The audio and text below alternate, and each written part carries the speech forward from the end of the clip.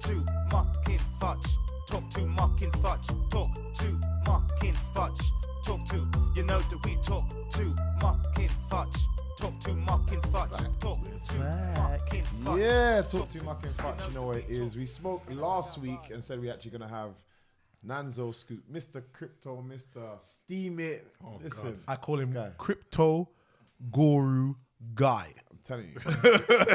Crypto Guru Guy. Crypto Guru Guy. You got GGG, you got CGG. See how they're trying to build me up? I'm just a regular guy. just trying to make it through life. Listen, try it. If Superman came right now, he'd just fling out some crypto. You know- Superman's dead. Dead. Rags. I'm just doing the best I can with the little that I have. Trying to make a little difference in the world. Superman, would you like some kryptonite? I see what you did there. Bang, bang. I was getting posted. Rags. You heard it here first, yeah? You heard it here first. I want my monies for that. my per Royalties. diems. Thank you for coming again. That's all good. Obviously, last week we're just doing a pool competition. We're doing just talking in just general, and obviously you got to talk a little bit about your history and stuff. But I kind of wanted to just reiterate. Some people might be just new to this, and if you're listening and you're watching, really take note because cryptocurrency is blowing up right now. Bitcoin, when I first really got into it, not that long ago, when I first really got into it, it was at like 5,500 or 5,400 for one Bitcoin, and now it is close to. Is it close to 10 grand? I think it went over 10 grand today, and I think it might be just below. Oh, that. sorry. Yeah. So pounds, I think it's about 8 grand. Okay, pounds wise. Yeah. pounds Sorry, wise. I'm now thinking Yeah, dollars. No. So I was like, is it 10 grand? I was like, yeah. cancel this, man. Let's go. Put some money in. So that's the show for today, guys. We're about to go in bed. So, guys, really pay attention because you can really learn a lot here. And I think this is, I know this is the future, man. Like, a lot of people are starting to be a bit more understanding, get a bit more of an understanding too. And it's starting to become a bit more popular. Yeah. And well known that, there's a currency out there that you just that doesn't require actually having any cash whatsoever. So I think it's important to everybody just to kind of listen up and think. So again, just kind of say your background. We already know you're the boss in this. We already know. I think these guys are they respect my opinion. But I think they should hear your story anyway and what got you into it and all the rest. Yeah, I think me getting into crypto is pretty analogous to the way that people probably getting into it now. So the same way that Bitcoin's hitting 10 grand and then it hits the headlines and everybody's like, oh, what the hell is this? Yeah. I was like that about the end of 2013 when it hit $1,000. Yeah. And it was making the news headlines. And I was like, oh, wow, what is this? And then I found out that it was like a peer-to-peer payment network. Yeah. And that Bitcoin took about 10 minutes to confirm a transaction. And you could do transactions with people across the globe, minimal or no fees. And it was on this thing called a public ledger. Yeah. So, and it was done in such a way that it was censorship resistant. So, now we rely on banks and third parties to process a lot of our transactions in dollars and pounds. Whereas with Bitcoin, it was done peer-to-peer via a consensus mechanism, which meant that it was virtually impossible to manipulate the transactions that had taken place. So I thought, well, it was really fascinating, really interesting. But then I thought, do I really want my business broadcast over a public ledger where, although people couldn't see it was me sending $10 or £10 to Michael, they could see that someone sent it. And, there's a lot of clever people out there that can work out what addresses are. So, and then when they kind of said 10-minute confirmations, I was like, well, that seems like a pretty long time to wait for anything. What are you doing? So I didn't clock on straight away. So I kind of forgot it. And then a friend of mine told me about a coin called Darkcoin. Yeah. And that was anonymous and they were processing the transactions quicker. And I thought, okay, let me go buy some Bitcoin so I can get some of this dark coin because this will work. Yeah. You know, if there's a bit of privacy around it, then I can see people jumping on the back of it. And that's now called Dash or something, That's right? called Dash now. Okay. Same company, same people, everything. Different people. Oh, different people. So the thing is, it's like it's open source, the software, and there's various different protocols.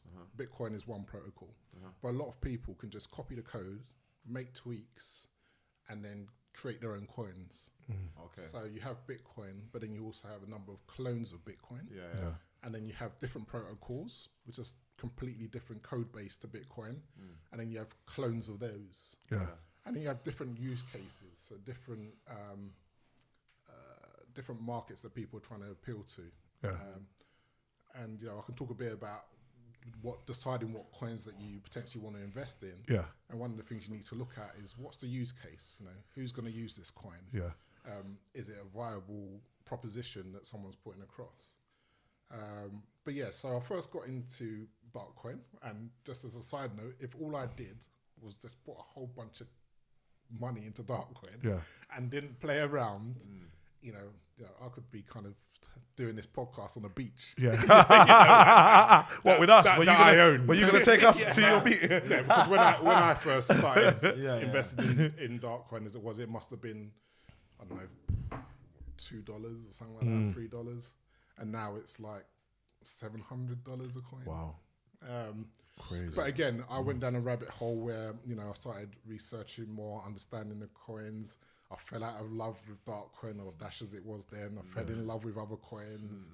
And there are multiple ICOs, just so like people understand. There's a lot. It's not just Bitcoin. It's not just the sole thing. Because again, when I first heard of Bitcoin, for me, that was the only thing. I didn't realize there was like near enough this whole currency exchange market. Yeah. Well, the thing that the back end, because I had a lot of people refer to it as a what do you call it?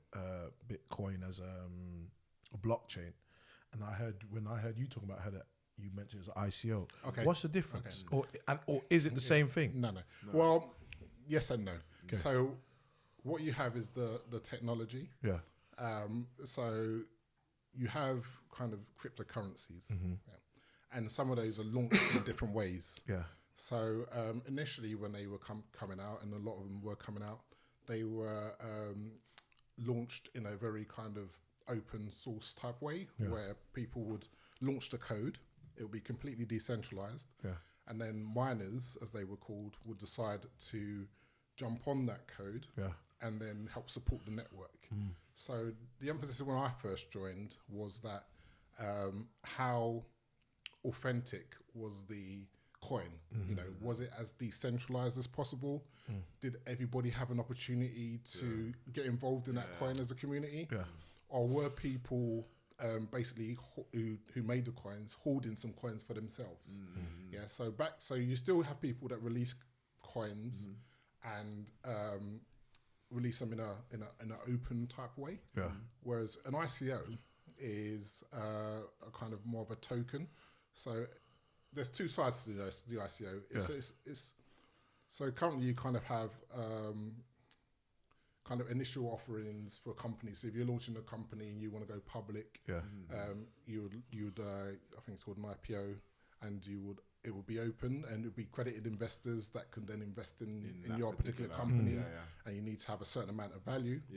Whereas the ICO proposition basically crowdsources that investment opportunity. So if you have a business proposition, you can launch a token, and if it makes sense within the context of what you're launching to have a token, that token can be used essentially to divvy out shares, but not just to an elite few, but to anybody that finds out or is interested in that particular. So it's a different model, but generally it uses blockchain technology to launch these ICOs. I think there's two sides to the ICOs as far as I'm concerned. There's the whole opportunity of a different way of funding businesses. And I think this year, businesses have raised more money in ICOs, like this initial coin offering, than I have through venture capital. So it's really blowing up as a way for businesses or entrepreneurs to get investment for their ideas. On the flip side, the quality of those ideas is a little bit suspect at the moment. Right? So Everyone's got an idea. everybody's got an idea, and all you really need to do is have a good idea. All you need to do is a lot of them do these ERC20 tokens, which are launched on the Ethereum network, and it's quite a simple-ish process to have a token that you can launch. You can launch the MVP token if you want. That's coming soon, people. That's coming soon. We can have an idea and say, that works for me. If you guys are happy, that works. Who wants MVP tokens? Let's get it. and we can do it as sports games. And the most valuable player of the game, you get to bid on it, and or whatever the idea is. So you can have an idea, you can launch a token, and then really it's about marketing and how viable that idea is. And I would say there's not a lot of due diligence going on now in terms of people trying to work out whether an idea is actually a good one and whether they've got a team to pull off the idea. And so a lot of people are speculating. So what they're doing is, someone's launched a token. That sounds like a good idea. If I buy the token now, I should be able to flip it in a few months' time for a nice, tidy profit.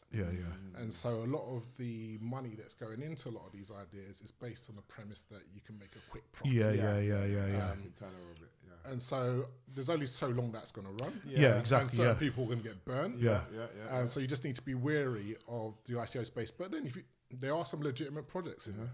And if you find a project or an idea that you've done your due diligence on, that seems like it's a good proposition that you think can work, you can invest in that. And you can invest as much as you can afford to lose. And I would say, if I could say nothing else, if you're getting involved in this space, don't invest more than you can afford to lose. Because this is the high-end speculative side of investing. But on the flip side, it's an opportunity that I would say don't ignore. Because there's a lot of wealth shifting around, and if you can take the time, whatever else you're doing, you can take a little bit of time to try and understand the crypto space and opportunities that might appeal to you. There's an opportunity to make money or invest money and hold some assets that could be worth a lot more in the future. And it's really about kind of intelligent risk taking and smart investing, but go in with your eyes open. There are some scams in the space. They've got multi-level, like in any space, there's scams. You don't go in naive. Try and do your due diligence, understand as much as you can about it.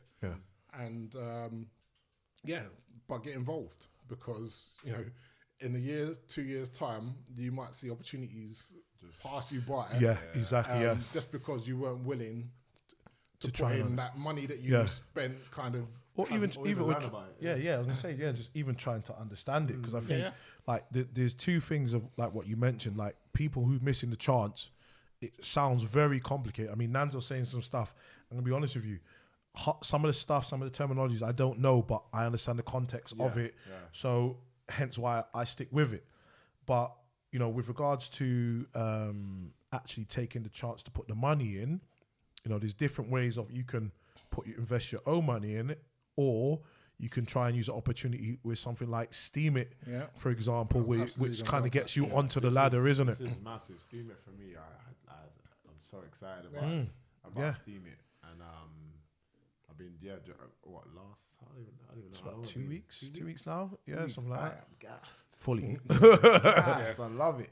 I mean, for me, if you want kind of, and the audience, if they want a no-brainer opportunity to get involved in cryptocurrency, this is definitely. I would say join Steamit. Join Steamit, create an account. It's absolutely free. You can browse around the page. It's just a social media site. So you can browse around, comment on other people's stuff, create your own blog posts, and you get rewarded. People reward people that put on good content, people that contribute to the community. You get rewarded in Steam, which is a cryptocurrency. which you can trade for Bitcoin or any other cryptocurrency that takes your fancy, or you might decide to keep it in Steam, which is a decent cryptocurrency in and of itself. And it's a no-brainer. So the kind of thing that you would do on Facebook, on Twitter, everywhere else in social media, you can just do on Steam and Steamit. Yeah. You know, the kind of time you would spend there and you spend for free and you'd idle away your time. Yeah. You could do the same on Steamit, Yeah, but exactly. actually have some money to show for it or some crypto to show for it at the end of the day. Yeah. Once you get that crypto in your wallet, you'll then go down that rabbit hole of working out, how do I get this out? How does it work? Exactly. You have to learn more. And that's where we are. That's where we are right now. 100%. Do you know what I mean? Like we've earned a little bit of steam. I've purchased some Bitcoin, and when I say I've purchased some Bitcoin, a Bitcoin is worth X amount. I've purchased a bit of Bitcoin. Do you know what I mean? But exactly. with no risk to myself and some Ether as well, and I've got a bit of Steam as well to that, and just the increase in that. I'm not going to go into numbers and stuff. I'll just say that it's just sitting there, not doing anything. It's doing something. You know what I mean? It's you know. Yeah, and like Michael said at the beginning, the price of Bitcoin since you guys joined has gone up from like 5.5 grand to 10 grand. So it's almost doubled. Yeah. And so any Bitcoin that you were holding has doubled in value. So you don't want to be saying which, you know, if I'd done it then, I would have had this much now. Do you know what I mean? So you look at that, and I find that with a lot of people. Now, for me, like, as much as you might say, and this is what, like they always say with marketing, after you have to hit you 5 times before you actually, people are like, right, you know, well, who are these guys? Yeah. And mate, don't even wait that long. Don't wait that long. Treat like MMA. And Mike was gonna hit you. Are you gonna let Mike hit you 5 times? In fact, would you still be standing there? Would the referee allow Mike to hit you 5 times? That's the question. You know what I mean? Treat it like MMA. You're on an MMA podcast. You talk about other things, but you know what I mean? Treat it like that. In pretty much all of this technology, this is early adopter stage. You're getting particularly on something like Steam. I mean, you mentioned it in your last post. You know, a lot of it is very basic in terms of its setup, and they are working towards making it more advanced, more user friendly. So you're getting in now, and there might be some kind of kinks that need to be ironed out. But you're in at the beginning. But you're in the beginning, so that you get the benefits of being in the beginning, in the sense that there aren't millions of people on there. Your stuff can get to the right views. Again, you still need to put in that work. I'm not going to lie to you. If you're interested in rewards, they need to put in that work. But if you're just interested in getting involved in a community that's actually a positive community, that's forward-thinking people, people that are thinking about the way that the future's going, you know, just get involved. And you'll find just by getting involved on a genuine human level, you'll start to get rewarded for that. What I would say on what Nanzo just mentioned there is, for all my Commodore 64 guys, remember how long you had to wait for your game to load up before you could play that game? Yeah? Treat it just like that. Go back. You had the patience then. Have the patience now. Yeah? Listen to the... the dial-up. Yeah, listen to the dial-up and get involved in this, man. Serious, real talk. Absolutely. For me, it is a no-brainer because it is... You're doing it now anyway. The majority of people out there are doing it now anyway. They are posting pictures, they are posting videos, they're commenting on other people. One thing I like about it personally, obviously being a person of interest, a fighter, that you get a lot of negative comments. Like people are just thoughtless in their response. They just kind of just jump on it. You're talking about general social media, general innit? social media. General social media.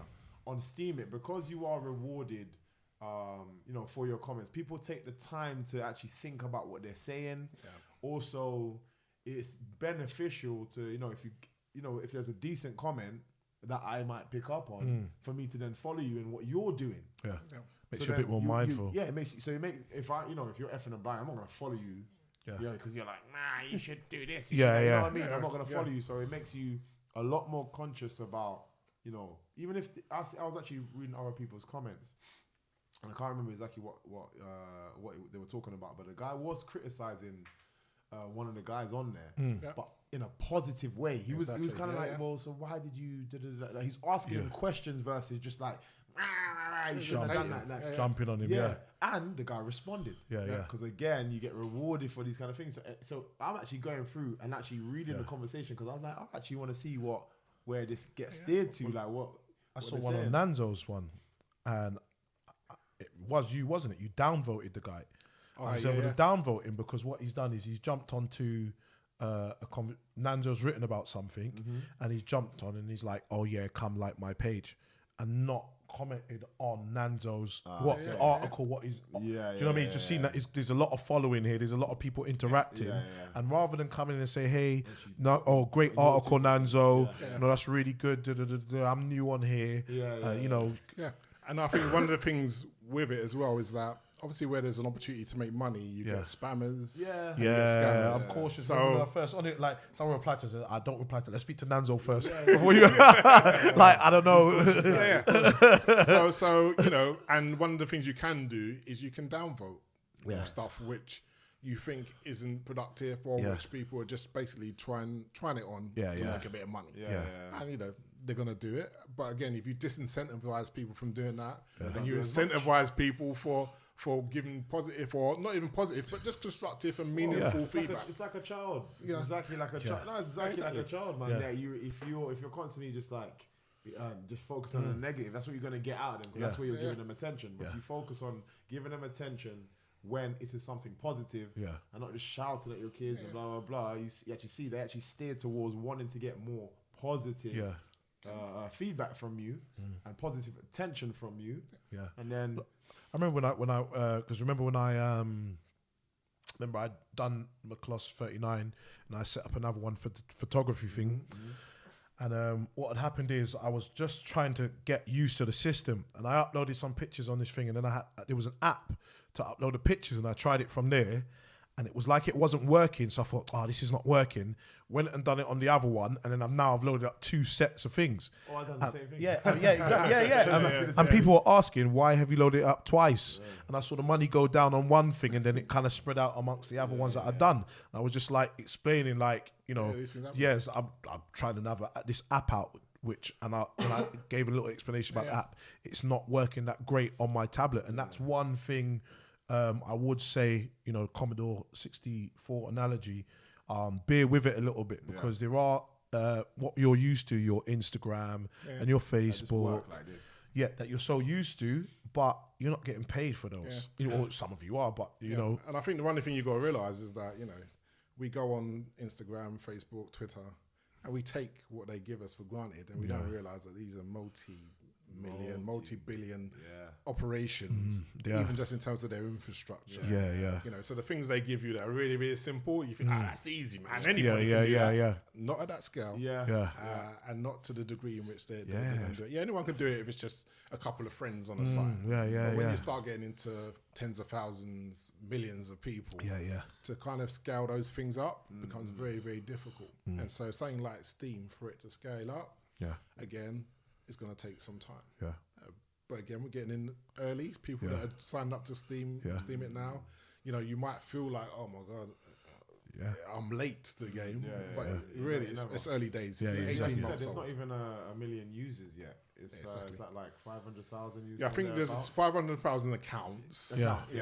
But in terms of active users, you're probably 10 between 10 and 20,000. Is that really it? active. It's minor. And that's a baby organization. That's baby organization. What's that? A borough? Do you know what I mean? Is that a borough? Exactly.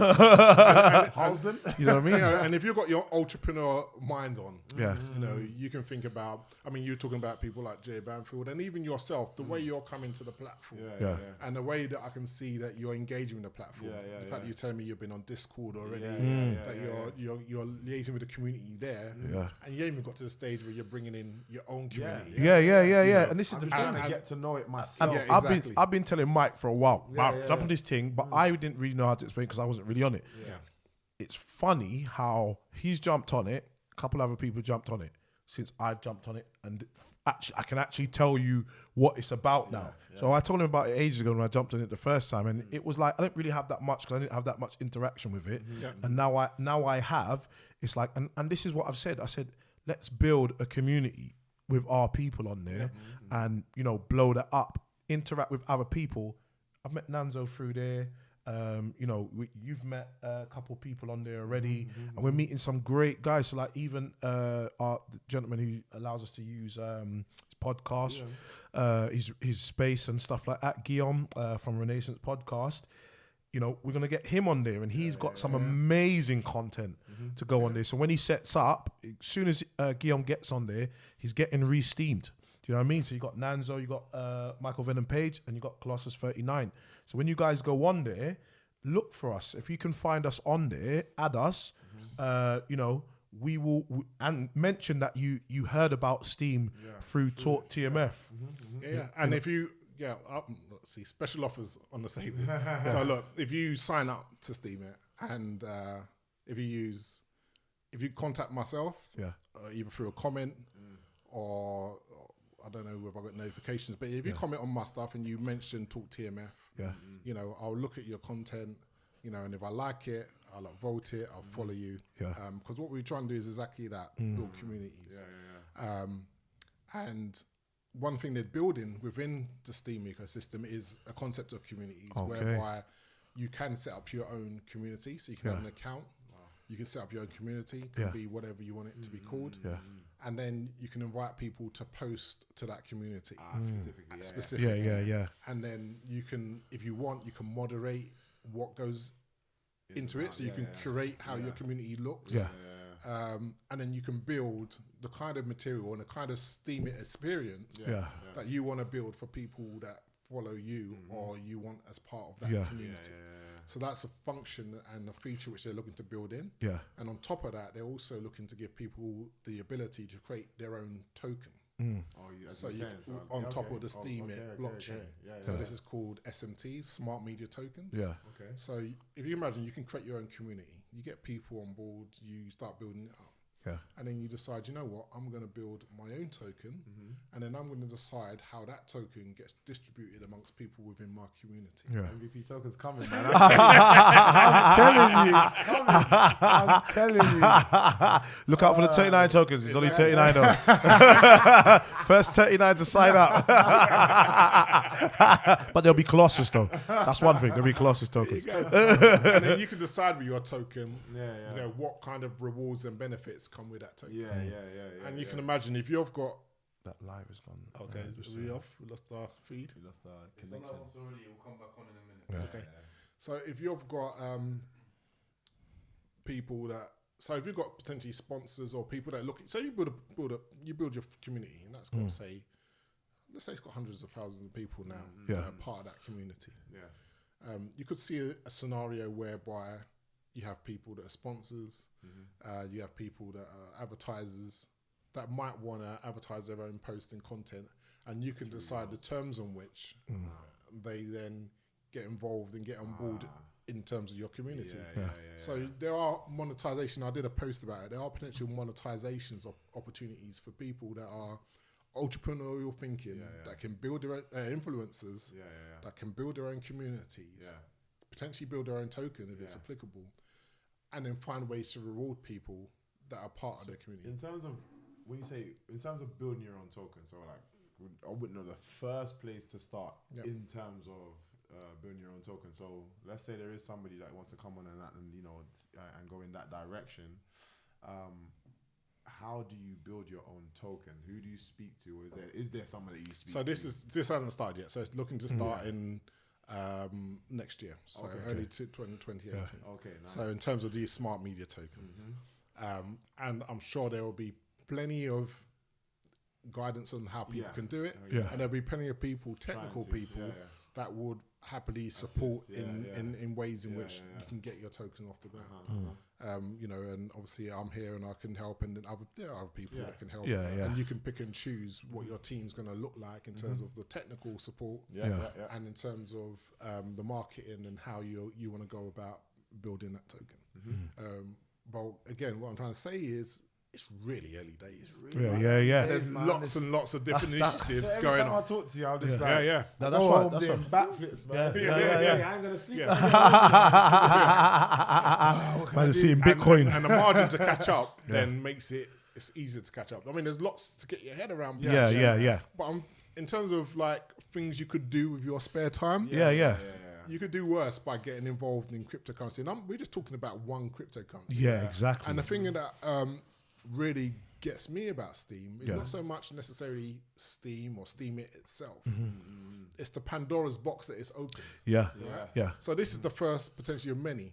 So if you get in the habit of building your community, building people, your network, you can just, if Steamit is not doing what you need it to do and there's too much bad blood there, then there's no doubt going to be in the next 5 years more and more.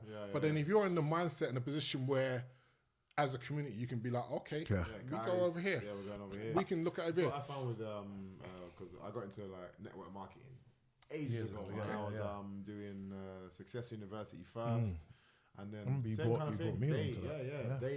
They kind of fell off. They had issues like kind of imploded. But then they partnered up with a thing called World Ventures, which is still going on now. That's kind of where I was like, kind of enough of it at the time.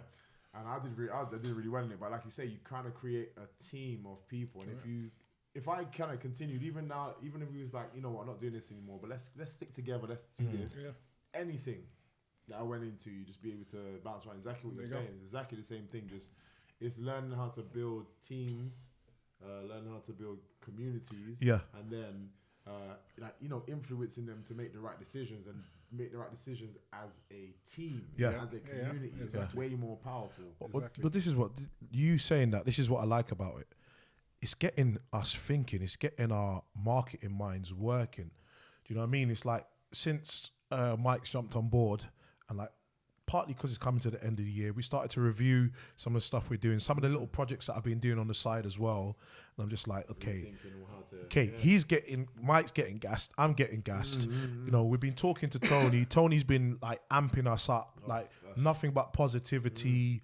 You know, even like Dark Roads, he's just saying, well, you know, go down there. What can you afford to lose? Give it a try. I can't tell you if it's going to work or not, but you know what I mean? Try it. That's getting us thinking more business minded, and like you say, like the platform itself, when you go on there, because you know it's monetary to an extent, that you think about what you say, because you understand that you have to be positive within the community in order to be part of the community. Do you know what I mean? So it's when we talk about all this stuff about social media, you're just showing your arse on social media. And again, there's nothing wrong. If that's what you like doing, there's nothing, guys show their chest, girls show their arse. If that's the group that you guys want to create and people are happy to do that, then I think that's a positive thing, because you guys are doing like-minded things. But my main thing is, we talk about this so much negativity. Now there's a platform to do something positive and also pass that on. So you can get your kids making pocket money from this kind of thing at no risk, at no, like, it's not coming out of your pocket. You go to work, you do your thing. It's a safe. You can make it a safe platform because it's quite complicated. You can control it, the ins and the outs. You can also see some of the activity that goes on there as well. So as a parent, if you want to teach your child what they're not going to learn in schools, in the public schools, they're not going to learn this kind of stuff in the public schools. They're learning how to be an entrepreneur, and they're making money at the same time. And you can say, okay, well, cool. I'm not even going to put money into your trust fund. You're going to put money into your trust fund. Do you know what I mean? Teaching them how to be business-minded, how to be entrepreneurs. It's funny because, I was having some crazy conversations when I went to Steamfest. I was saying earlier that, every year for the last couple of years, the Steam community does a festival. Okay. So the first one was in Amsterdam. The latest one this year was in Lisbon. Wow. And we were talking about SMTs, and one of the things I was like mulling around in my mind, and I did a video about it, was, we're going to have a time where there's going to be lots and lots of tokens in this space, where people with random ideas create random tokens. And I was thinking about an idea where you can have a token for people, and everybody can have their own token. And someone was comparing it to an episode of was it Black Mirror? Black Mirror. Yeah, something like that. This whole Steam thing is Black Mirror for me. It's only Mikey's already said that to me. watched it the other day. You're saying it, someone else. Yeah. I And I watched saw it that. the other day, And I the saw that episode same the other day. episode. So when he said it, Yeah. I knew what it was straight away. I knew what he was talking about straight away. But Yeah. you can think about it in a more positive light. You know, you when you get children, and someone has a child, you go bless the child. You might give them a bit of money. Yeah. Now, what have you decided to invest in that child, or in a token that was related to that child? And it's more of like a symbolic type thing. Yeah. You know, we're here, we're vibing. If Mike and yourself had a child had a token, Yeah. I could say, well, there you go. Let me show you some love Yeah. and buy some of your token. Yeah.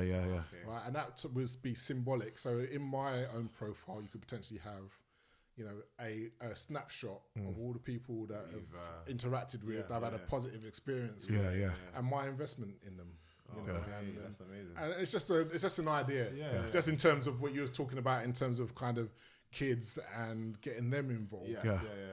If you can kind of, it's just, for me, it's just like there's a multitude of random ideas, and some of them are going to work, some of them are going to be pie in the sky, but it gets you thinking. You know? And that's the main thing, and because we're still in the early days, we don't know where this thing's going to go. Yeah. But right now is the time to be on board. And what I would say to a lot of people is, people in cryptocurrencies think in terms of days and weeks. So rather than thinking about, well, what's this going to do in 5 days? Can I flip it in 5 days? Or can I flip it in 5 weeks? Think about a 5-year plan in this space and how that would potentially pan out for you. Yeah. And then the ideas then that you've got and the milestones that you then create for yourself.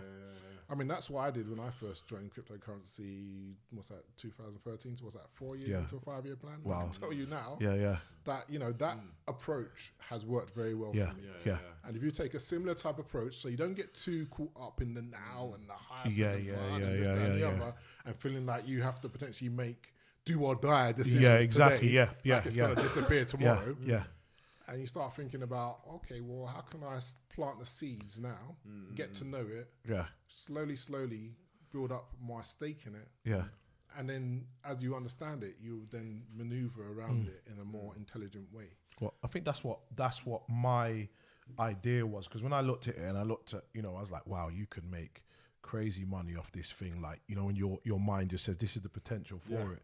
But I just kicked myself and said, look, Marv, don't think of it as a get rich quick. Exactly like you're saying, in my head, I said, if in 5 years I had X amount of money, for me, for you know, my personal life, that would be amazing personally. Do you know what I mean? And, you know, I'm making posts, it's making a little bit of money. I'm happy with that at the moment, because what I am trying to build is, like you're saying, the community. And this is what I've been saying to everybody. I've been trying to bring I've been talking to my closest friends.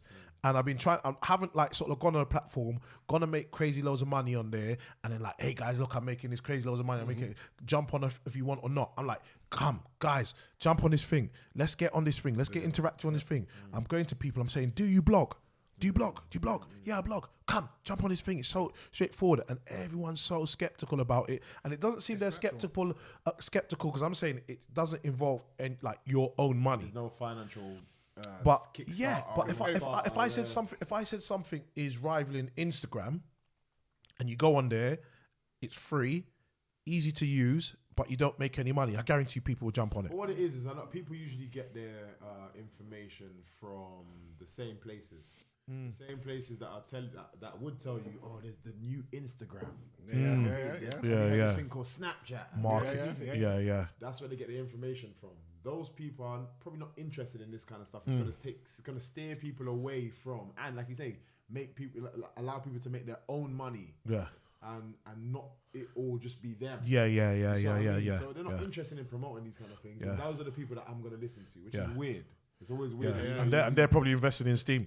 They're probably invested in Steam. In the back office, they're probably invested in Steam and crypto, all of that. 100%. You know what I mean? So, but guys, try and take the time. Like I said, there is no financial start, so you don't need to put any money in. If you don't want to. No-brainer. Like you said, in 5 years, and I want to ask you something in a second as well. But let's say in 5 years, you haven't been putting that much time in, but you are in it. Yeah. You know what I mean? The same thing that you post on your Facebook, on your Instagram, and your Twitter, just add one more thing. It's not gonna change much. Yeah. Add one more thing. I'm gonna do the same post. I'm gonna put it on Steamit as well. And all of a sudden, you look around, and that's actually giving you a reward, and you can slowly put more and more time exactly into it. Yeah. And then, as you say, later on, you're like, well, then what do I do with this money that I've made?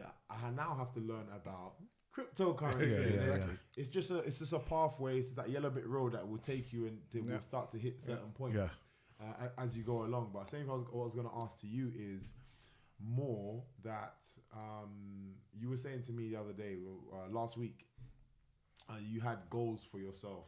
What kind of things how did you, because I think that's important for people that how you set target, like how you set target. I think this is something that people just don't do. And I've been told by other people, you should write things down and put things up and different things that I know a lot of people just think that doesn't make sense. Just because I write it down. But like you say, it makes you think about this thing. There's different methods for different people There's as well, different isn't it? methods. What was your thing? Yeah, I think, like I was saying, it was a very common sense type approach.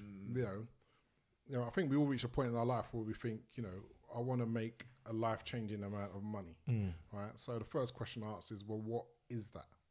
What does that look like? What's that number? What's the actual figure? Yeah.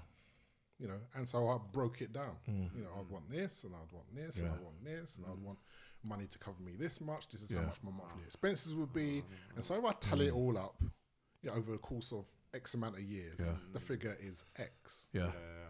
That's what I'm going for. Yeah. That's the figure.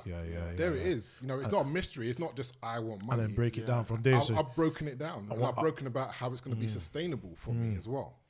And so I've got the figure now. Yeah. Great. Yeah. How am I going to get that? Yeah. Right? And so when you start doing things like investing, particularly if you invest in something like Bitcoin or cryptocurrencies that has this potential for exponential rewards, you can just say, okay, so if I've got 2 Bitcoin, I don't know if that's possible now. It's like so much. But if you've got a certain amount of Bitcoin, what price does Bitcoin need to be to get me to where I want to go? And what's the possibility of it hitting that price?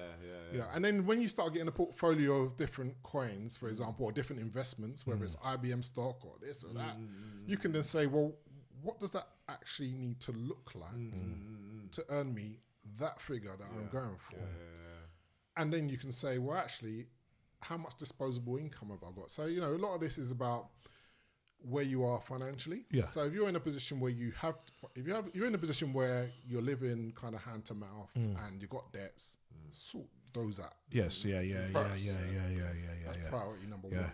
Clear them. And then once you've got some disposable income, it's, well, what can I do with my disposable income that would work in a way to get me to that point that I want to be? And what you'll find is that it's normally investing and methods of investing and compounding your interest, etc., that can lead to, over the course of 5 to 10 years, getting you to a point where you can make life-changing money.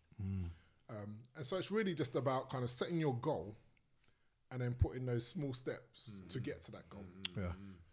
And so what then happens is that so when I first got involved in Bitcoin, it was like, it's $1,000, and that looked like a lot of money to spend on something which I didn't understand anything about, and that was just very risky. So I wasn't even going to put $1,000 into that. I didn't know what the hell this was, but I could afford to put $100 into it and just speculate and then see, and then slowly but surely you set your targets. Okay, my target is, it might be half a Bitcoin, or it might be 1 Bitcoin. And then you slowly start building to it. And then when the price comes down, you're like, oh, okay, that's an opportunity for me to get closer to it. Right? Rather than the price comes down, you've put all your money in when it was 10 grand, and now it's 2 grand, and you're panicking, and you're lost. You took out a loan and whatever. Rather than that kind of approach. Took out a loan, now you feel all alone. You know what I mean? puns. I can see what kind of show this is going to be. We got some good ones, man. We got some good ones. It's true. So then you start seeing Yeah. things that other people are looking at as doom and gloom disaster. Yeah. You're saying that's an opportunity for me to get my, if it's Bitcoin that you think is going to be, because you got to remember that nobody knows how much Bitcoin is actually going to be worth. Yeah, exactly. Yeah. So on one side, you got people that think, well, actually, what is this? Yeah. This is kind of a tulip mania. It's a bubble. Yeah. It's worth nothing. Yeah.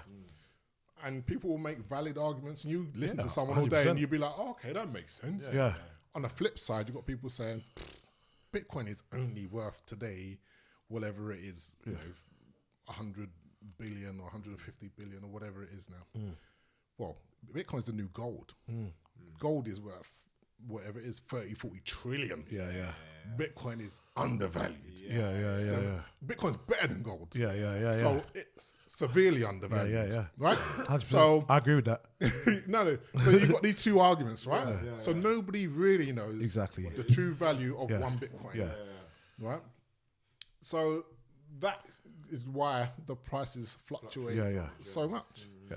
And potentially, if one Bitcoin is worth whatever, a million, whatever, then you only need a certain amount to see you go clear. Well, the reality of it is, because it's such an early stage, do you know what I mean? This is like a baby right now in terms of currencies. So if you look at it on both sides of what you said, that flip side, it is both. And it's all about timing, isn't it? It's about when you get involved. If you're talking about this baby now, like you said, you could have bought Bitcoin 2 months ago, and you would have bought it for X, and it would have gone up, and you can buy it tomorrow, and it's worth X, and it could go down. Do you know what I mean? This guy here has probably flipped it, taken a bit out, spent a bit of that, and made that money back. Where if you hadn't had the opportunity to make that money back, and now you've lost out. So the reality of it is, you know, Like anything in stocks and shares, and that's what I think that's what we can compare it to, isn't it? Yeah. Anything I kind of just see it as like the same. You can invest in something, you invest in iPhone or something, and How much something, their newest phone just completely. How much money do people lose on an iPhone? Exactly. No, but that's what I'm trying to say. But their iPhones are like 1,000. The newest iPhone Okay. like iPhones are- £1,200 or something. stupid iPhone's like that. £1,200. Yeah, you pay. Just say you pay outright for it, and all people pay a cheap price. Got your phone bill, and you're getting your phone bill every month, and you're using that phone. You've bought that phone. You've already got a bill. You're already getting. You already got a charge on there. So that's adding up. That iPhone is now costing you X. And normally, if you got the latest phone, your premium, your plan goes slightly up, whether it be by a tenner or $5 or whatever. It's still going up. So you're still losing money on it, regardless, just to have the prettiest phone. Do you know what I mean? So, but people will happily queue up in a massive queue for that, for a pair of trainers, for a pair of Adidas. That's what they're being told. Yeah. But like with this, as much as as you said, it fluctuates, and yes, it can definitely drop. I remember 7 years ago, you told me about Dean. It was Dean. We was in probably not even that long. Remember, 5 years ago. Wait, let's say 5 we were years in ago. we were in Berlin. He was talking to us about Bitcoin. Yeah, Okay. yeah. Yeah. And, There and you the thing go. is, Yeah, they that had was it. the They had it. We were in an area called Kreuzberg, and we were just all going out. We were over there for my birthday, and we walked past this shop, and I'd been past this shop a few times already, because I'd stayed in that area before. The window or something, isn't it? And it had the B, and I thought it was Billionaires Boys Club clothing. I thought, they sell Billionaires Boys Club clothing. And then when we walked past, my boy Dean was like, "Oh, Bitcoin, do you lot know about Bitcoin?" He was like, "What? Bitcoin?" That symbol on the thing. I was like, "Oh, I thought it was Billionaires Boys Club." He kind of went into it a little bit, and we were like, But he never really said like in terms of what it is, like He this said equals this. He yeah. just kind of said it's an online currency where you can buy and sell stuff. but he was more talking more towards the dark net. I think he had associated. He had associated with that, and I'd actually kind of looked into that a little bit, and I was just like, this is like for serial killers, and like if I want, you know what I mean, like why? Like how am I gonna get involved in this? How am I gonna get involved in this money? But we didn't see the signs. The fact that it's actually a shop was actually taking these coins, a legitimate shop. Sometimes it's who explains it as well. Yeah, and depends. Yeah, it is exactly that. You know what I mean? If you get someone that maybe might be new to them, might be new to him at the time, and he's not really, he's explaining it, but he's not really explaining it. It's kind of like, okay, like, Because it sounds like about the time that you were talking to this guy about it, Dean. Yeah. So it probably was around Silk Road where you could buy stuff. People would use Bitcoin to buy stuff illegally. So you buy drugs.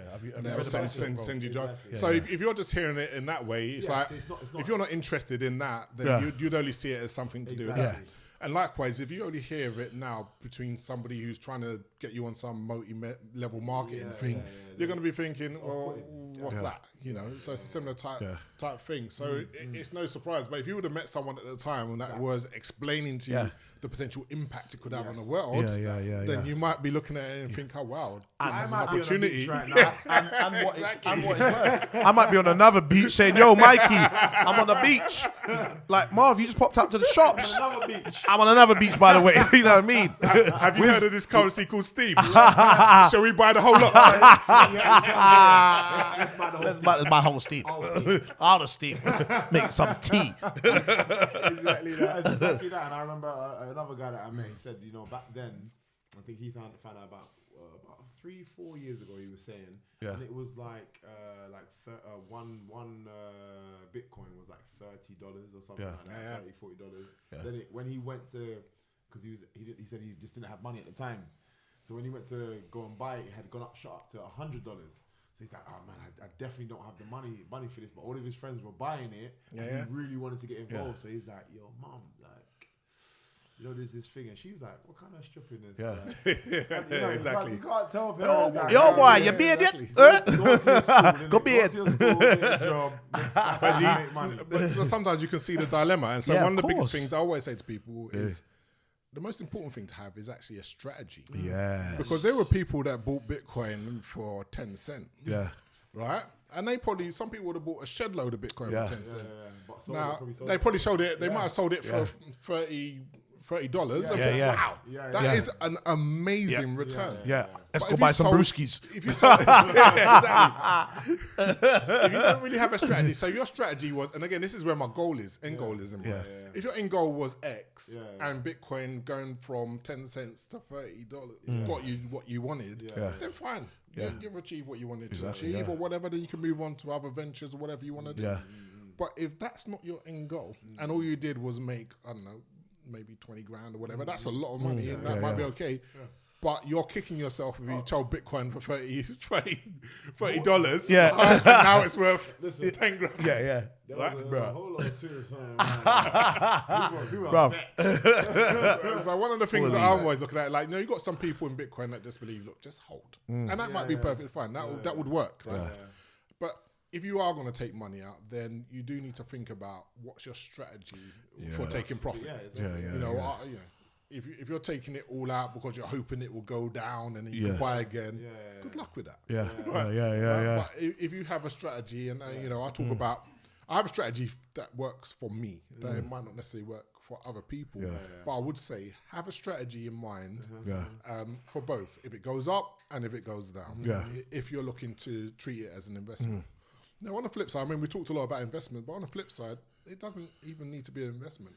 It's just, as a money, it's just a better way of sending money back and forth. And again, there's a question whether Bitcoin is at the moment, because there's a lot going on in Bitcoin around what it actually is supposed to be. So originally, it was supposed to be a medium of exchange where we can send money back and forth.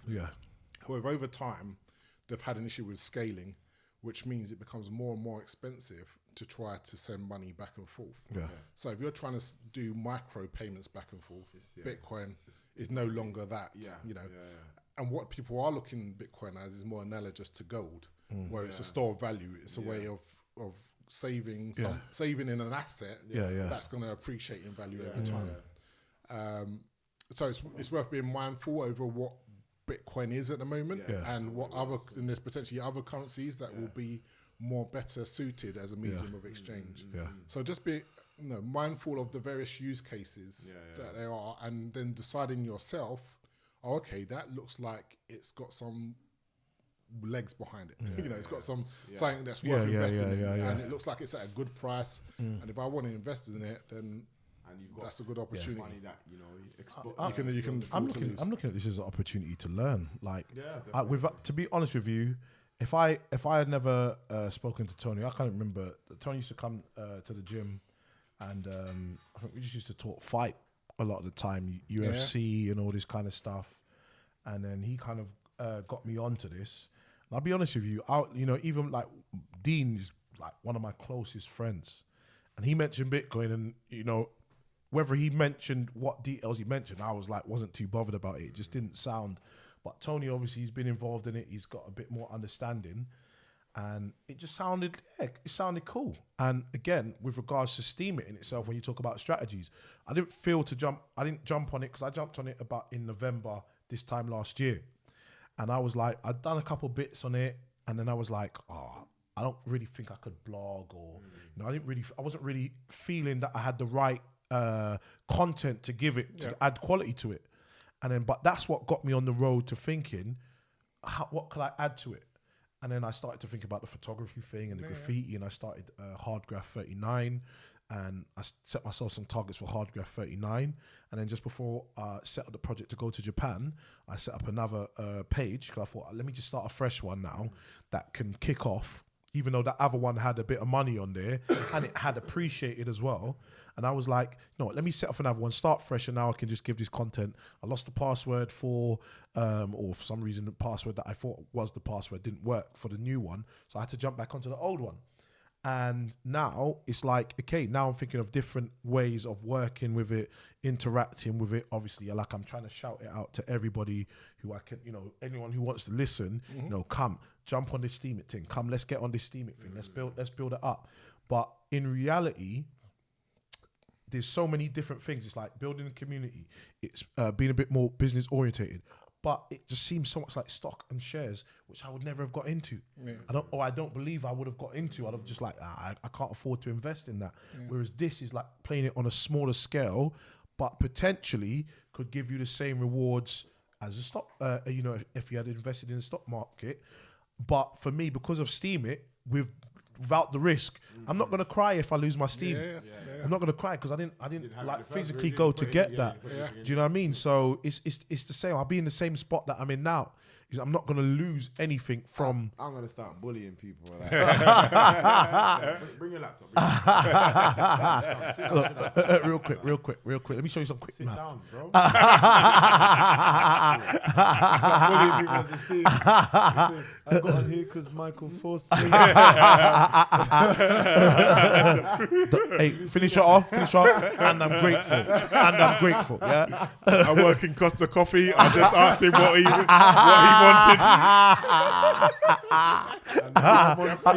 I wrote his name is Mimo. You just pissed me off. I'm getting you on Steam.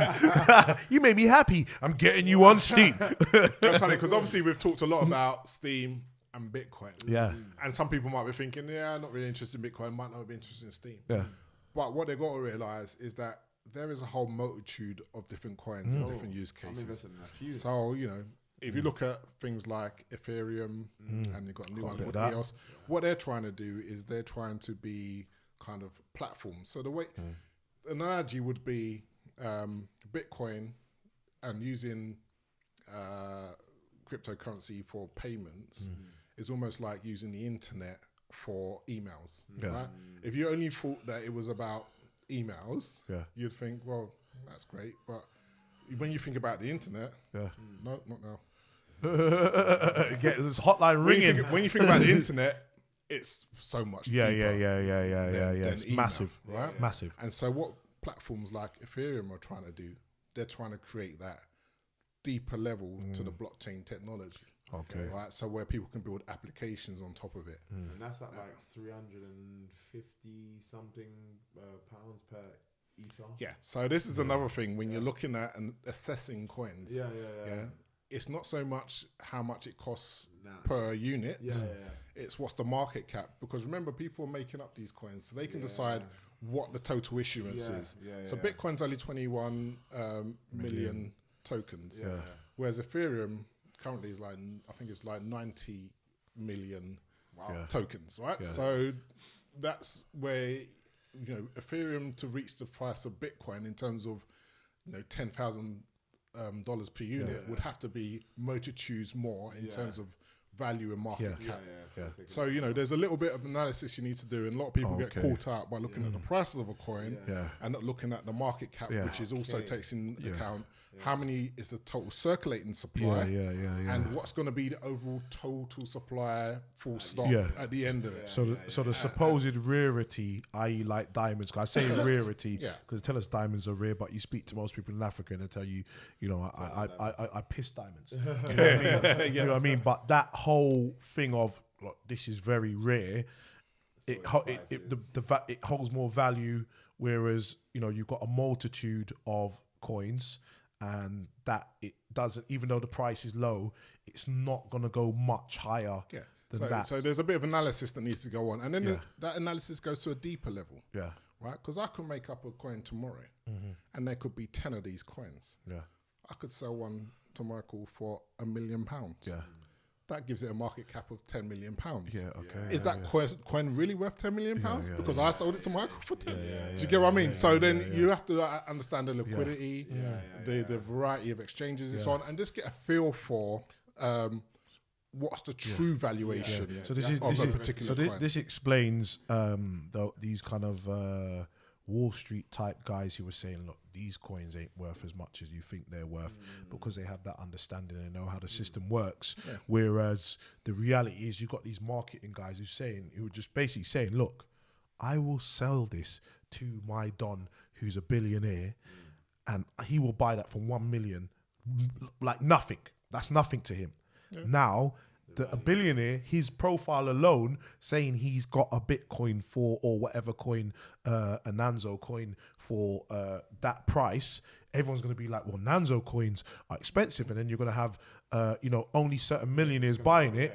And then people are going to buy into the coin. Like, okay, I want a piece. I want a piece of that coin because David Beckham's got it or something.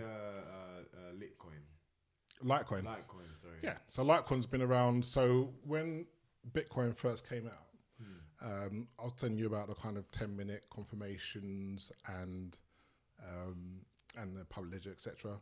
Well, Litecoin was a fork of Bitcoin, and what they did was they used a different mining algorithm, but fundamentally it was a quicker version of Bitcoin. Okay. And so it was looked at as the silver to Bitcoin's gold. So a lot of there's a lot of kind of infrastructure around Bitcoin. And there's a lot of infrastructure around Litecoin because of its legacy importance.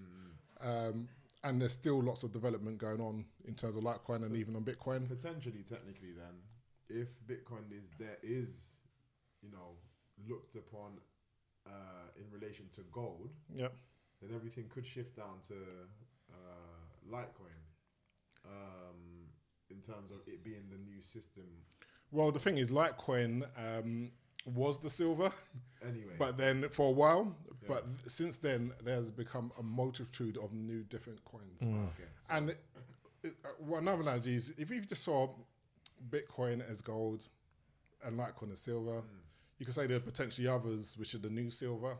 But then you can say, well, actually, there's other coins over here which is actually your fuel, your coal, your steel, your which can be used in a multitude of different dimensions. Your electricity. So it's like, okay, you might invest in gold and silver because you think they're cool. However, if you could invest in something more fundamental that potentially has got more worth, then that might be another opportunity. Particularly if you're getting in at the bottom rung when it's first coming out, and it's. So it's a VHS Betamax thing, really, isn't it? It is that. Exactly. There's a lot of that going on where not necessarily the best technology equals the best result. And I've seen that to my own detriment, where I've backed stuff which I thought, oh well, technologically wise, this is it. The guy's savvy. This guy knows what he's doing. Whatever. It's a combination of factors. It's technology, but it's also community. Community is a massive thing, and also potentially who's bankrolling and backing and supporting your ideas. Because people will wait a long time to see that progress if you've got the community backing. Whereas if you might have all the skills, but it's just you and 5 other people that are interested in your coin, it's going to struggle no matter how good it is. Exactly. You know, if you're analysing, you know, what coins should I invest in, there are a few fundamental things that I think you need to look at. One is, what's the use case, and is it genuine? Who are the team? You know, that's really important. And you say can they back up what they say they're going to do? Can you break down some of that terminology? The use case. The use case. So, for example, you've got coins like, say, Monero and privacy coins. So their whole thing is, we think there's a market for people that would want to use cryptocurrencies that have private transactions. And, you know, and you can say, well, there's the illegal side. People don't want to see the illegal, nefarious things you're doing. But also, you know, there's corporate espionage. If you're a big corporation, you're not necessarily going to want people to know the details of your transactions, how employees are getting paid, et cetera, et cetera. So there's a legitimate use case for privacy coins. And there's a whole bunch of privacy coins. The 2 biggest ones now, Monero and Zcash. But there's a whole bunch of others that are just as small and that are building around it. And so that's a use case that I would say, that's a legitimate use case. You know, the cryptocurrency as a platform. So Ethereum and EOS and Lisk, and there's lots of them out there that are all trying to vie to be this, well, actually, we are the internet upon which applications are built, or the operating system upon which applications will be built. So Steam is a potential application. So you look at Steam, and it's a social media site, right? We don't think of it as a currency. You think of it as a place where you blog and blah, blah. And so you can think, you know, people are talking about creating the next Uber on the blockchain, which is, you know, without Uber taking their massive cut, cutting out the middleman and just making it peer-to-peer. So all those kind of things will potentially be built on things like Ethereum, EOS, and all these other platforms. So that's a use case that you think, but then you're thinking, can the team deliver on such an ambitious project? Where do you go to actually find your information in terms of like all these newer things that are coming up? What's the kind of things you look at, or where do you go? Or is it just as simple as Google this and blah blah blah? Yeah, I mean, it used to be. So there's forums. So there's places like Bitcoin Talk, but again, there's a lot of noise there. There's Reddits, so you can look at Reddits and subreddits that you can look at. You can look at Steamit. There's Steamits. There's YouTubers. There's quite a few YouTubers now that do YouTube videos around various different. So if you just want a quick snapshot, 10-minute video for the day, that gives you an idea of new stuff that's out. But you also need to be wary because YouTubers will get sponsored, and so you might get a bit of that going on. But so you know, just Googling. There's various sources, Twitter, you know, just following people who are in the space, that have reputations within the space, and just getting an idea. But you also got to remember, there's lots. The signal to noise ratio is, you know, there's quite a lot of noise going on, and so especially now, and so really trying to filter out the noise from stuff which is interesting is very, very difficult at the moment. So use case is important. The team that can deliver it is really important as well. The community. When you say team, do you also mean like investors or just the people? I think the core team. So who are the people actually that are going to deliver this code, and what do they have a track record in this space? I think at this moment, depending on how ambitious the project is, you're really going to say, well, what's your track record? You know, crypto's been around, and there's not many people that can deliver the goods. So kind of getting an idea for the team and not just being impressed that they might have done something good in a different field, but you know, what have you delivered? You know, and that should be, and obviously, you know, you might need to take a risk on somebody who's this is their first gig. Then it's like, well, what's the prototype? Let me see something. You know, that would be my legitimate looking at it. So looking at the team and what confidence do you have that they can deliver what they say they want to deliver, And you might include things like who's backing them, who's supporting them, who's investing. I won't get too carried away with that because sometimes people invest in stuff because they're looking to flip it and get a return as opposed to, you know, so there's that whole team element. There's a use you don't know case. what their disposable income is, so exactly. it sounds like big numbers to you, but to them it's like, okay, cool. Yeah, it's just That's, like, I'm just or skimming just the something friends off the doing a top. thing. Yeah, Let me support my friend. Right off. So yeah, that is use case, team, a community. You know, a community is a big thing because community can just create momentum. Yeah. And then there's a thing about market sentiment. You know, what does the market think about this coin? Yeah. And that works both ways. You know, is the market undervaluing it now? Yeah. And what's the narrative? So is there a narrative to which, if it takes off, everybody will be like, oh yeah, of course, we should have seen this. This is going to blow up. Yes. And then you can see a narrative. It might take people a little while to actually go, okay, I get Yes, this. You know, exactly, something like Steam, for example, Steam, the narrative will be, you know, so Justin Bieber's on it, and now it's the next Facebook, and we should have seen it was the next Facebook. Exactly, Obviously, it was going to be the next Facebook. Blah blah blah blah blah blah blah blah blah. So it's like, okay, you can see the narrative and the market. So the market sentiment now might be they're not very interested. It's this, that, and the other. But how quickly can that flip? Yeah. You know, so these are the kind of things that I would look at in terms of if you're trying to invest, and you might come out with some of your own based on your own kind of research and what you're looking into. Oh, you beeps.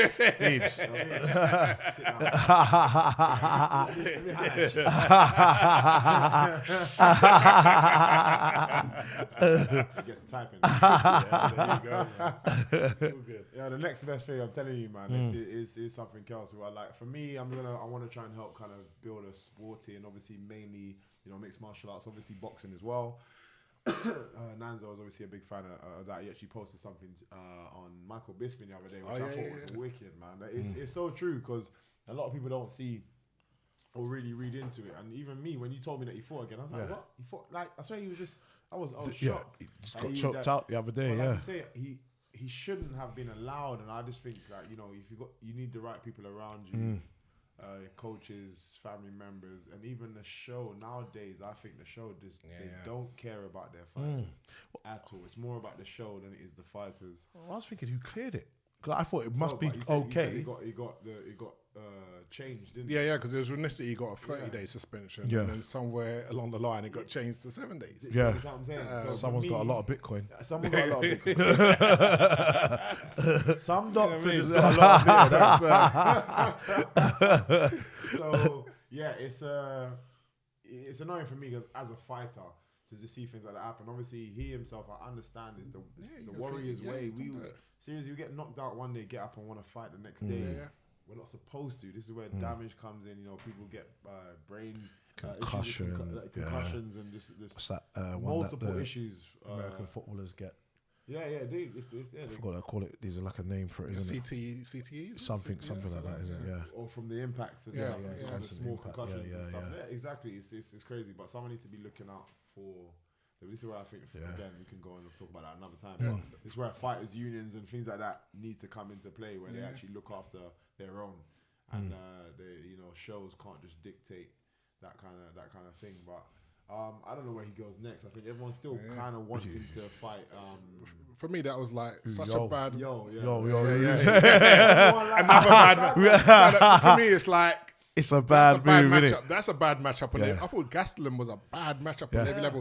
Even 100% Michael Bisping fighting Gastelum, I think, you know what, that guy's got some hands. He's fast. He can wrestle. It's funny because even when I saw that fight, I was like, he's fighting Silva. I was like, I know Silva, is a legend, but I think Silva's at that point where, he's a little bit, you start to fade at the end, and the fact that he didn't put Bisping away in the fight with Bisping, for me, Gastelum would.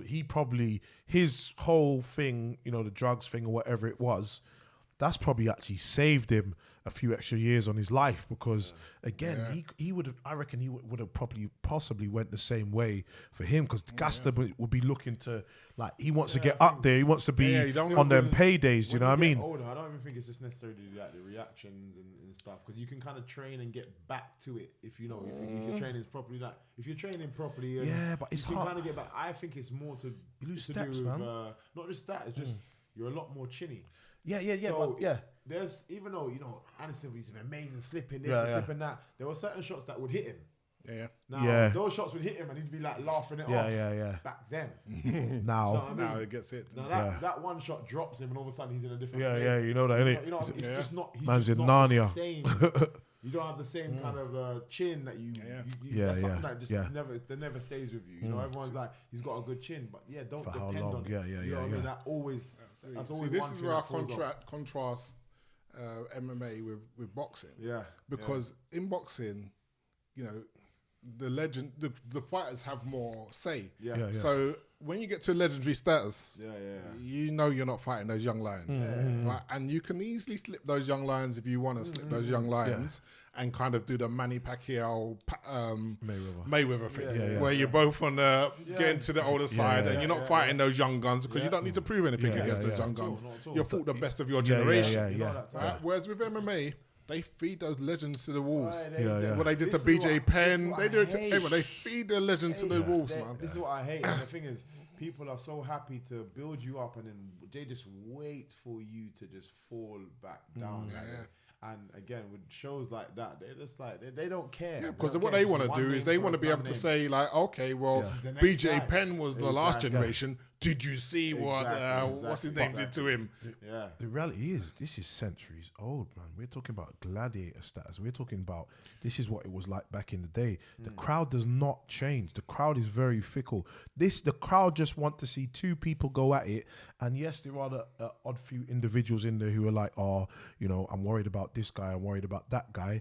But the majority of the crowd, they don't care. Yeah, they don't. Yeah, but it got to a stage in boxing where the actual athletes dictated. And as much as I hated having the different sanctioning bodies and people avoiding each other, the one thing I did like was the fact that the boxers reigned supreme. Like, in terms of if you were an elite boxer, you could make your money, and you can do it more or less on your same terms. That's what I rate about Conor McGregor most.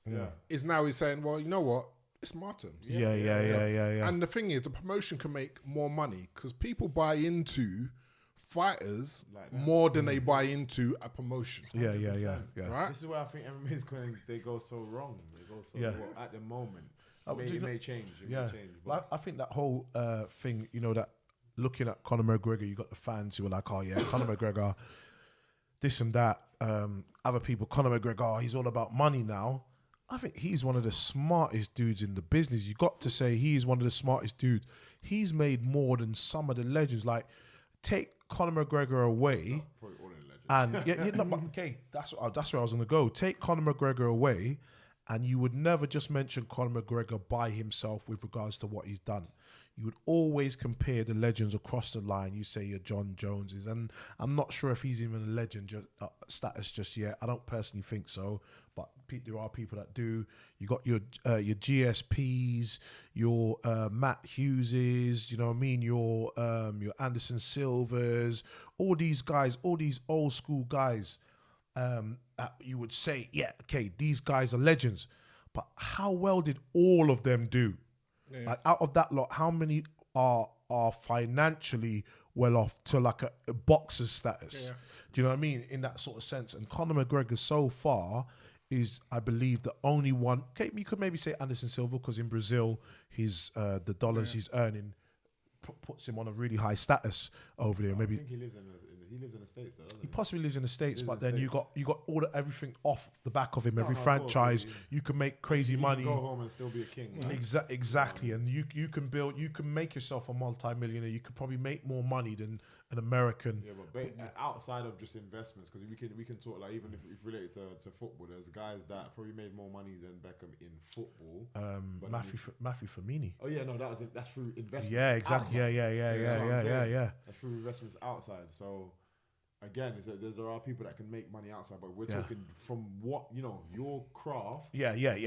As in just being paid for that. He's made stupid amounts. And the thing is, what it is also he's probably made to UFC more money than they've made from their shows where they've got all their headliners. And that just shows the power of the individual and putting them, because it's like fighting is like a gladiatorial thing. Everybody aspires to be that fighter. Is it power of the individual or is it power of the crowd? Because the crowd get behind individuals. The crowd get behind the individual. UFC 218. But it's like it's like everyone's saying the other day, oh, why is Michael Bisping trying to act like Conor McGregor? And everyone was like, hold up. Michael Bisping was doing that before Conor McGregor. So is it because there's a specific type of crowd that are in it? Now, why weren't people behind? Because they're both from Europe. Yeah, they're both, cocky, mouthy fighters from great... No, because the thing is that lots of people have been trying to... I remember when I first got into UFC, Tito Ortiz was the man. Right? Yeah. And that's the first thing that got me into it was...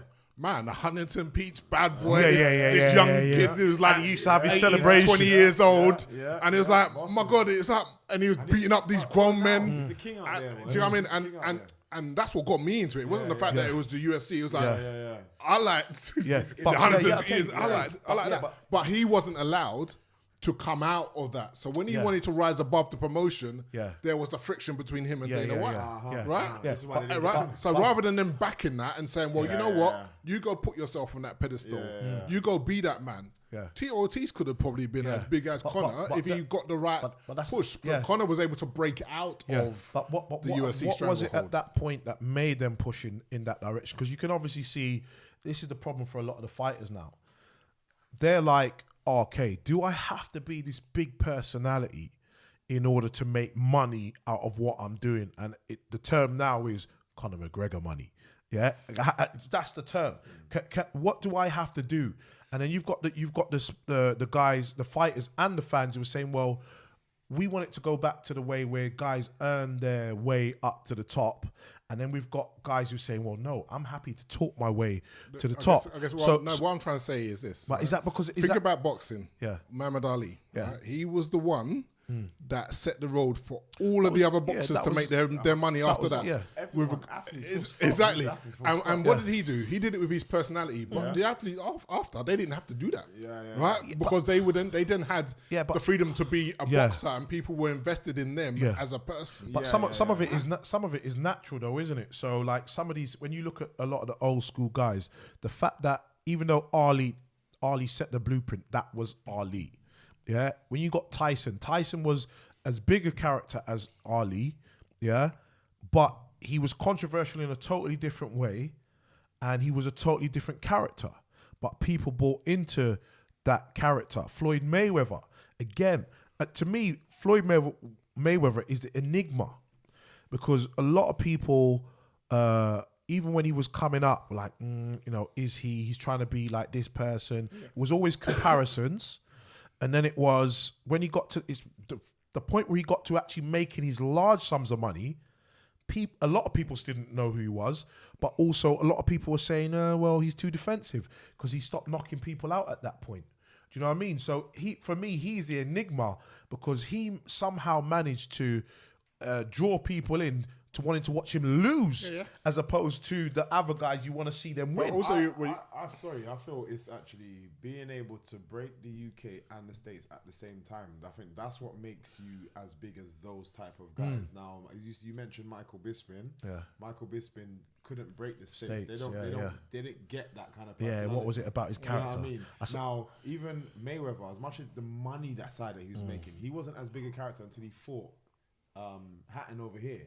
Well, Hatton. He broke over this side is because loads of people only recognized him when they fought their champion. Their British champion. So now he's broken both the UK and the States. Muhammad Ali, just his personality, he was all over the world. At that time, a lot of that time there was a lot more purists, boxing purists who were interested in pugilism. Do you know what I mean? In both worlds. for me, Conor McGregor got that because the Irish fans are both in the UK and in the state. and Yeah. big in the States. Yeah, massive. And Yeah. And they're ready to travel both sides. Yeah. And I think that is the difference. There, you got characters like even Tito Ortiz, and he was big in his day, but in the States.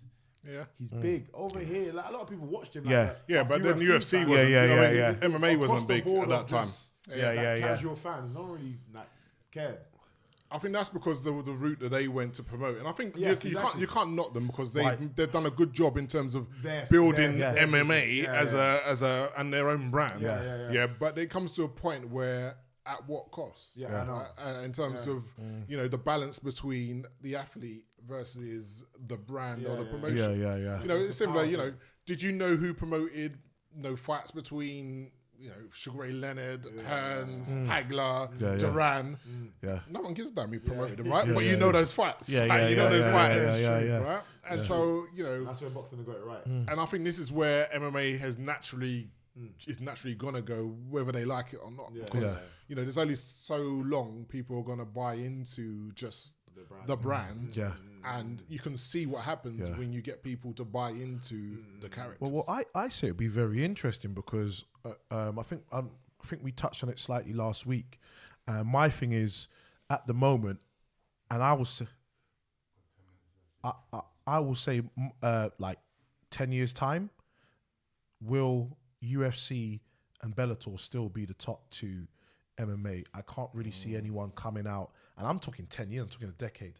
I mean, it's a question to kind of like just leave out there. Do you know what I mean? I think if Without going too UFC do drop off and say Bellator do continue growing in the way they're growing, the people who are running Bellator at the moment are actually happier working with other organizations. If they do grow as big, or if not bigger, then it will open up doors for a lot of other branches, to maybe cross promote, which might force UFC to try and do something as well. But if they're willing to change. Potentially, like you say, in the next 10 years, there may be more bigger shows and just bigger names across the board of MMA. And I think people are still stuck in just like the UFC box and slowly starting to come out of that.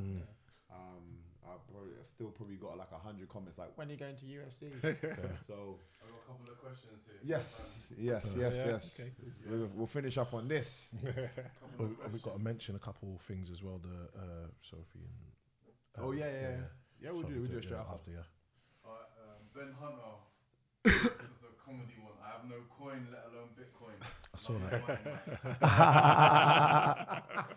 that. Sort your debts out. Sort your debts out. Mike when you got some change. Mike, when you back in the octagon? When I'm back in the octagon, next year Bellator as well. One of the first Bellators in London. That is the plan. I don't know who against yet. Everyone knows who I want to fight. I ain't even mentioning it. I think you fell into a trap. It's not the octagon though, is it? It's not the octagon. Set me up. To cage. Circle cage. Of Bellator. All right. Teddy Garcia from Detroit says, when are you going to fight in the UFC, bro? The time old question. You tell him, innit? People are hungry for that. All right. That's a question you've seen a couple of times. When I get, let's see. I gotta be careful actually. Yeah. Let's see. And I get like 10,000 people joining up to Steam and following me on Steam. Yeah. then we can consider. Then I'll consider that move. So you guys can make this happen. It's about community. Let's get an MMA community. Yeah, let's get a community going. Let's get an MMA community on Steamit. Join Steamit. Steamit. Add me. Yeah. Michael Venom Page. Nanzo Scoot. Colossus 39. I'll tell you what. Let's be objective. Let's buy Michael out of his Bellator contract and pay the UFC to put him into the UFC. Crowdfund me, innit? No, Bellator's putting that right up. The first crowdfunded UFC fighter. All right, next question. This is to the group. All right, this weekend, what are your thoughts? Jose Aldo, Max Holloway, Big fight, man. Ngannou, Big fight. Gaethje versus Alvarez. Some big. There's some big fight. I was You know what? Too again, I'm always so late, like hearing about the MMA world. I'm just in my own. I was thinking about Rigondeaux, Lomachenko. Yeah, so that's where my head was at. Lomachenko, and I'm definitely good. That's where I'm 100% gonna be watching. But Alvarez, Holloway, man, like for me, out of all of them, I want to see that one. I want to see that one. That one for me is gonna be I don't know. I'd say Holloway. I'm just saying. Yeah, I think Holloway won it the first time. I can't see anything I can't different. See much changing, but it's still an exciting fight. You know what I mean? Like it's still. Yeah, but I just think I think Holloway had a slow start the first one and still managed to just take over. Okay, this is where I believe Aldo messed up. No leg kicks. No leg kicks. Okay. Like, this guy's like he's known for making man limp on one leg. It's weird. I was shocked. I thought it was a tactic. I thought he was waiting. He's gonna wait. His hands look sharp. So you think he over? And he started slow. But if I'm saying in that first round where Holloway started slow, he was blasting his leg. I don't think he would have been able to come back. If you still got your legs underneath you, I'm always ready to come back. And if I had his low kick, I'm telling you, I'm punishing every single person that I fight. If I had that kind of low kick, he's got that Brazilian footballer. Ronaldo. Roberto Carlos. A Roberto Carlos free kick. He has or he had. We haven't seen him using it. There might be a reason why he's not using it. Yeah, but even half of it. But I personally thought it was a tactic. I thought it was a tactic. Don't use it just yet. Draw it in later on in the fight. I think that's the worst. I think he needs to start with his those kind of tools. Yeah, like you're expecting someone to feed off it. Like they're expecting the kick, so maybe that person's training his hands look good though. Yeah. A lot of times, if you start with those kind of sharp hands and finish with a kick, it's very hard to defend. It's very hard to counter against because I'm going backwards. If you just throw it, I'm actually ready to change direction and come at you. So I can probably take you down. I can do all that kind of stuff. But even just tease it to see then legs. But even tease it in a couple of the rounds to see what the response is to it. To see if there is a repetitive response. Like, okay, this is what you've drilled. If he changes tactics, do you think he has a chance? So let's say he adds. You know what? I would based off. I don't think he's lost enough to say he's totally lost it because he has. But I just think Max Holloway is the future. I think he's the future. I think he's got to come back more improved on this fight. Exactly. And if he comes back more improved, then I don't think Aldo will beat him. I don't think so. I'm not gonna go anywhere else. We've got to finish up. For me, that's the main fight. Rigondeaux, Lomachenko, Aldo, Max Holloway. Boxing, MMA. I'm gonna go Holloway for the. I'm Lomachenko. Lomachenko, Holloway. I love these both. Rigondeaux's my guy. Too small for this one. I think it's a bit too small, and he just. But I just want to see how the styles match up because styles, 100%, at the same time, like regardless of how big somebody is, and you see it in MMA all the time with jiu-jitsu. For those that do jiu-jitsu, no matter how big you are, I can submit you, man. If both of them have got a slick movement in their own way. So. It just depends. Because they're so even. Because they're so. They both bring attributes to the table. I just think the size will make a difference in this one. Because I think speed-wise they're probably on the same par. Movement. I just. But it's crazy. So I'm excited for this weekend of fights. Full stop. Can't wait, man. But guys. Couple of shots. Sophie Langford, she fought Lanchana this weekend, Saturday. She lost the fight. She lost on decision. So big respects to Lanchana. I mean, Sophie's bigging you up. She was very happy. She was happy with her performance in the sense that she believes her camp went well. She believes that Lanchana obviously had a good game plan. Sophie was very happy with her hands, and she thinks she more dominated in that area in the stand-up, strangely enough. And she said Lanchana's strengths were more in defending her takedowns, but also elbows. Her elbows, she said she had some really good elbows. So, and this is what I like. Sophie come in humble, You wouldn't have think she came back on a Tuesday. We gave her a day off. But she came back. She got her bruises. She's rocking the world because a lot of people, maybe because she's so confident that people don't actually notice her bruises until she says, "No, I've looked at my face," and they look. Yeah. But she's just walking around. She's back to normal. Yeah. Well, this is it. So, big respects to Lanchana. Big respects to Sophie on that one. Myself and Mike just came back from our brother Ed's. Victory boxing, white collar boxing. White collar boxing show. That was amazing. Again, as always, I always go down there support Ed. Down in Hastings. Down in Hastings, absolutely amazing show. We put all the guys did I'm so proud of all of them. Yeah, bro. I've seen them. Watch some of them. Have gone from one show to the next. And just stuck at it and continued boxing training and stuff with Ed, and you can see the improvement It's amazing. Yeah. Like from the first couple of shows, but how scrappy they were. Yeah, exactly. Yeah, it's actually looking like a bit of a technical boxing fight. Yeah, and it's white collar boxing. But 10 week program, and they train for 10 weeks. They invite their family down, invite their friends down. On the night, they have a big, massive show to rival. I personally think some of the actual boxing shows, if you actually see the footage when it comes out, compared to some of the, and it's probably a better atmosphere. It's probably better run as well. It's better organised. It just runs so smooth. So well done to Ed on that one. I remember my brother fought in one of those white collar boxing. Yeah. Those things they're good, man. They get the loads of like the people that you would never think they would touch that kind of thing with that getting into that. And I'm refereeing this weekend at Rapton Ready.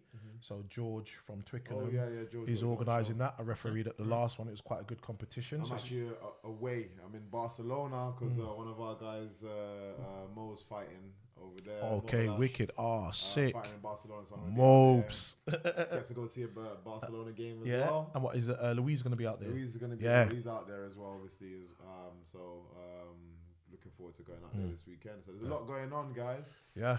But we'll be back again next week. Thank you, Nanzo. Thank you, Nanzo, for coming. Yeah, you're good, guys. Anytime.